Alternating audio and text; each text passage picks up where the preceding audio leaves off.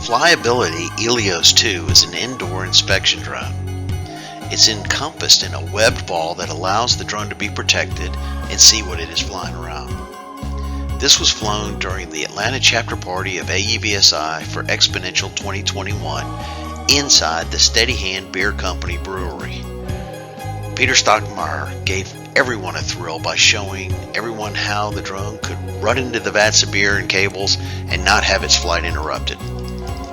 We even turned out the lights to test it out in the brewery, and the drone did just fine. Now, Flyability has just released the Elios 3, which is an upgrade for this drone. The flight time is up to 10 minutes, and it can even fly in tight spaces like pipes with strong transmission signals to inspect beyond line of sight. Most companies that sell the Elios 2 and 3 will quote you a price. I did find the Elios 1 listed on eBay for $5,600.